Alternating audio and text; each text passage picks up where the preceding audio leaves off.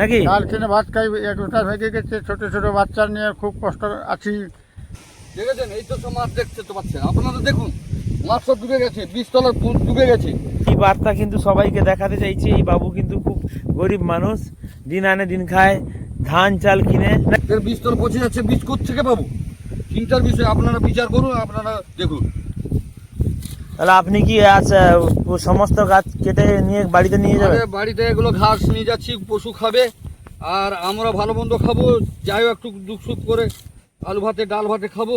আর বাড়িতে যে পশু রেখেছি তার জন্য তো খাবার ব্যবস্থা করতে হবে, বসে থাকলে তো হবে না। যতক্ষণ পাহাড় চলছে ততক্ষণ করছি, তারপরে সরকার যদি ব্যবস্থা নেয় তাহলে নেবে, আর আমি কি করবো? আপনি যে এত শ্রম করেন, আপনার কষ্ট হয় না? কষ্ট তো হয়, কিন্তু কি করবেন, আমরা তো গরিব মানুষ, দিন মজুরি আনতে নুন আনতে পান্তা ফুরিয়ে যায়, আর সবই আমার কর্মে। আর আমাদেরকে তো এইরকম চলতে হবে, দেখার কেউ নেই। ঈশ্বর আছে তো, ভগবান আছে তো দেখার জন্য। সবই তো উপরবেলার দয়া, আমরা চলছি। উনি যখন আহার যখন জুটাবেন দেখবেন, ওনার উপরে আমরা চলছি। এবং কি করবেন দেখুন, এই তো অবস্থা। তো তাহলে আপনি এটাই বলতে চাইছেন যে সবকিছুই ভগবানের উপরে চলছি, এবং সরকার যদি একটু গোবিন্দ যদি চায় সবকিছু হবে নাকি? হ্যাঁ, যদি সরকার একটু ব্যবস্থা নেয় তাহলে আমরা একটু উপশম করতে পারবো, আর চলতে পারবো ভালোভাবে। দিক জীবনটা সুখে শান্তিতে আমরা জীবনযাপন করবো। আচ্ছা, জীবনযাপন করবো, আর কি করবেন বলুন? এই তো অবস্থা। আপনার বয়স কত হয়েছে বর্তমানে? আমার 55 বছর বয়সে আপনি এত পরিশ্রম করছেন, মানে হাফ সেঞ্চুরি করে ফেলেছেন। আর আপনার বন্ধু এই বোবার বয়স কত? এ বাবুর বয়স কত? আপনার বয়স কত?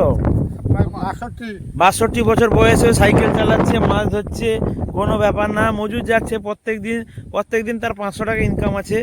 কিন্তু এই মুহূর্তে কিছু কাজ নেই, শুধু মাছ ধরা ছাড়ার কোনো কাজ নেই। বাড়িতে বসে থাকতেও মন চাইছে না, বাইরে থেকে বাইরে বেরিয়ে বাইরের পরিবেশ দেখতে মন চাইছে। আর কিছু বলতে চান আপনি? আপনার কি চাষ জমি ডুবে গেছে শুনলাম? সব ভাই ভেসে গেছে। এখন কি করবেন? সরকারকে কিছু বলতে চান? হ্যাঁ, কিছু টাকা পয়সা দিতে, গরিব লোক।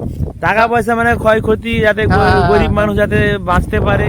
এই যে ঘর ফর যাতে উড়ে গেছে সেগুলো, হ্যাঁ, যাতে টিরপল পাওয়া যায় নাকি? চাল কিনে ভাত খাই, একটা ভেঙে গেছে, ছোট ছোট বাচ্চা নিয়ে খুব কষ্ট আছি।